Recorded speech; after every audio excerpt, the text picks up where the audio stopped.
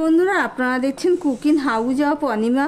এখানে দেখো এক বাটি আমি চিড়ে নিয়ে নিয়েছি। চিড়েটা মিডিয়াম চিড়ে, একদম পাতলাও না একদম মোটা না, যার ঘরে যেমন চিড়ে আছে তেমনিই নেবে। চিড়ে দিয়ে একটা টিফিন রেসিপি করব, তার জন্য আমি এক বাটি চিড়ে নিয়েছি।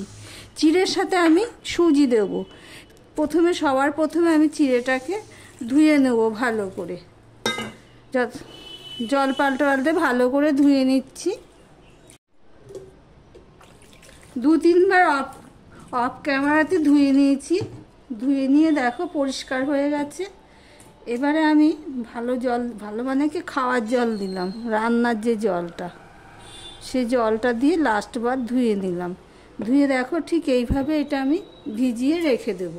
বন্ধুরা, এই বাটি মেপেই আমি সুজি নিয়ে নিয়েছি। যতটা চিড়ে নিয়েছি ঠিক তার ডবল আমি সুজি দিয়ে দেবো।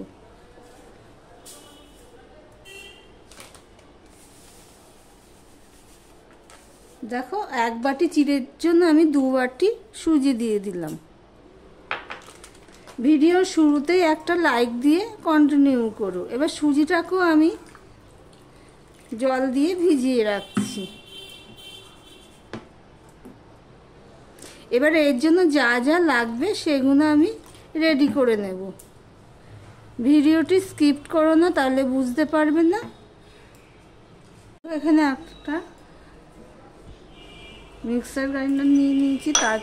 এবার আমি চিড়েটা দিয়ে দিলাম। চিড়েটা কিন্তু ভিজে গেছে, 10 মিনিট মতো হয়েছে। এবার সুজিটাও আমি দিয়ে দেবো। সুজিটাও ভিজেছে, দিয়ে দিচ্ছি। আমার ভিডিওটি স্কিপ না করে পুরোটা দেখার অনুরোধ রইল। দিয়ে আমি সামান্য বাটি ধুয়ে জল দিয়ে দেব।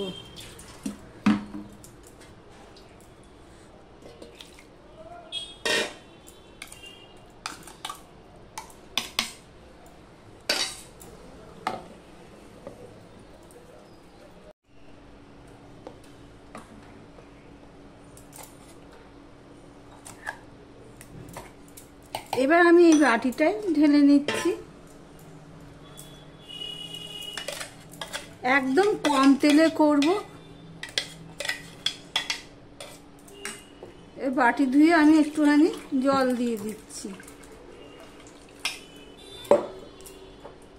এখানে দিয়ে দিচ্ছি টক দই। টক দইটাকে একটু তখন দিলে হতো, তবে ফ্যাটিয়ে নিচ্ছি। ফ্যাটিয়ে নিয়ে আমি দিয়ে দিচ্ছি।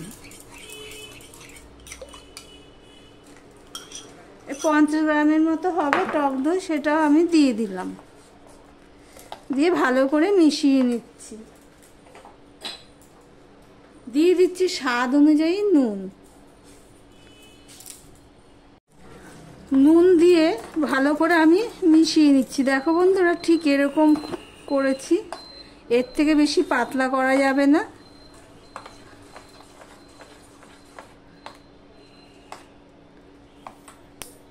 বন্ধুরা, এদিকে একটা কড়াই বসিয়ে দিয়েছি। কড়াইটা গরম হয়ে গেছে। আমি একটা পুর রেডি করে নেব, তার জন্য সর্ষের তেল দিয়ে দিলাম। পুরটা আমি সর্ষের তেলেই করব। দিয়ে দিলাম নুন। আর এদিকে দেখো আমি পুরটা করার জন্য আজকে কোনো সবজি নিইনি। পেঁয়াজ নিয়েছি কুচিয়ে, লঙ্কা কুচিয়ে নিয়েছি, আর পেঁয়াজ, লঙ্কা কুচি আর টমেটো কুচি, আর নিয়ে নিয়েছি 3টে ডিম। আজকে ডিম দিয়ে আমি স্টাফিংটা রেডি করব। তোমাদের সাথে কথা বলতে বলতে পেঁয়াজটা হয়ে গেছে। এবার পেঁয়াজটা দিয়ে দিলাম, লঙ্কাটাও দিয়ে দিলাম।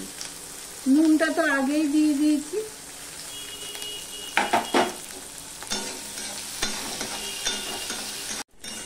দেখো বন্ধুরা, পেঁয়াজটা কিছুটা ভাজা হয়ে গেছে।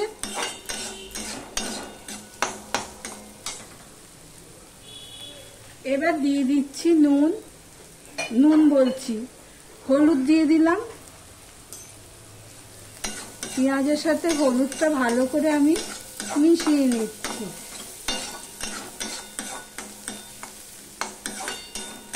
এই পর্যন্ত যারা ভিডিওটি দেখছো লাইক দিতে ভুলে গেছো, চট করে একটা লাইক দিয়ে কন্টিনিউ করো। আর এবার দিয়ে দিচ্ছি টমেটো কুচি।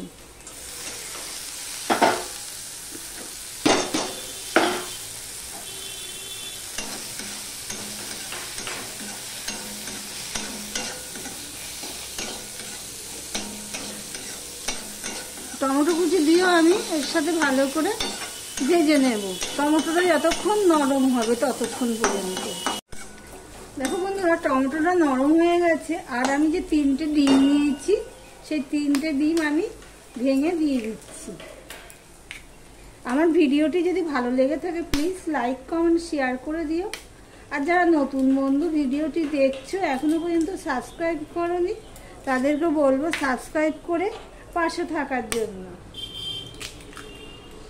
এবার 3টে ডিম দিয়ে দিয়েছি। এই 3 ডিম দিয়েও আমি ভালো করে মিশিয়ে নিচ্ছি পেঁয়াজের সাথে, নিয়ে আমি ভেজে নেব। দেখো বন্ধুরা, ভাজা হয়ে গেছে। একদম কম তেলে করেছি তো, যার জন্য এরকম শুকনো শুকনো লাগছে। এবার আমি দিয়ে দিচ্ছি চাট মশলা। এই চাট মশলাটা দিলে কি হবে, খেতে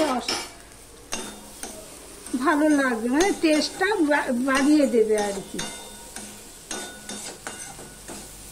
যার জন্য নুনটা তোমাকে বুঝে দিতে হবে।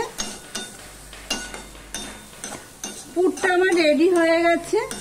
এবার আমি এটা ঠান্ডা করে নেব। দেখো বন্ধুরা, এখানে একটা লোহার কড়াই বসিয়ে দিয়েছি। কড়াইটা গরম হয়ে গেলে আমি দিয়ে দিচ্ছি তেল। একদম সামান্য তেল দিচ্ছি, দেখতেই পাচ্ছে। একদম সামান্য তেল দিয়ে দিলাম।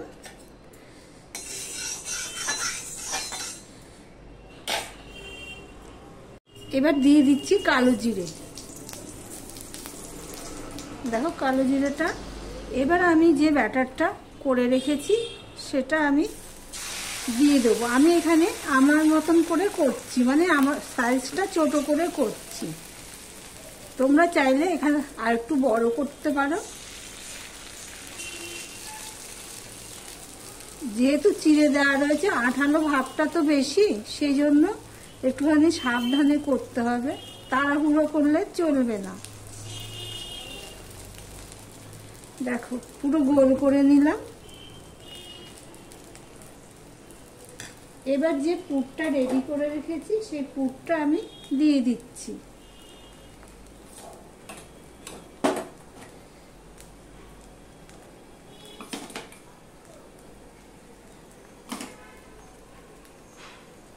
পুরটা দিয়ে দিলাম।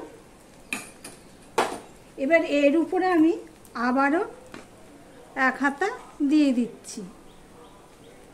আবারও বলছি, খুব সাবধানে দিতে হবে।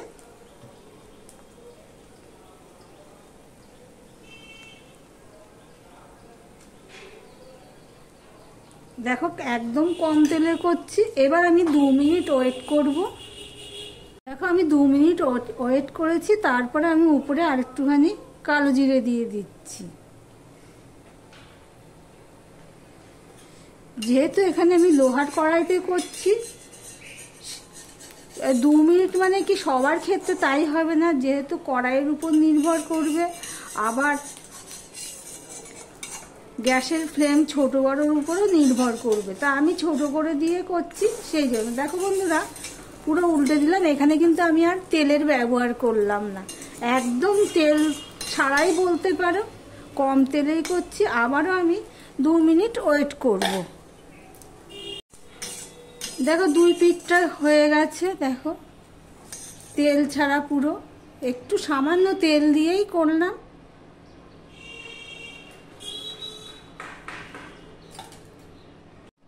দেখো আবারও তোমাদেরকে একটা দেখাচ্ছি। দেখো কইটুখানি দিলাম, দিয়ে দিলাম কালো জিরে।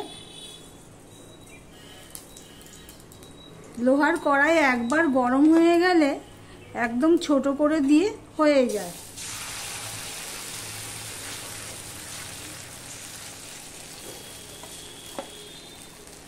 তোমরা চাইলে এখানে ননস্টিকও করতে পারো, এমনি অ্যালুমিনিয়ামের কড়াইতেও করতে পারো। তবে লোহার কড়াইতে করলে তেলটাও কম লাগে। দেখো সহজে উঠেও যায়।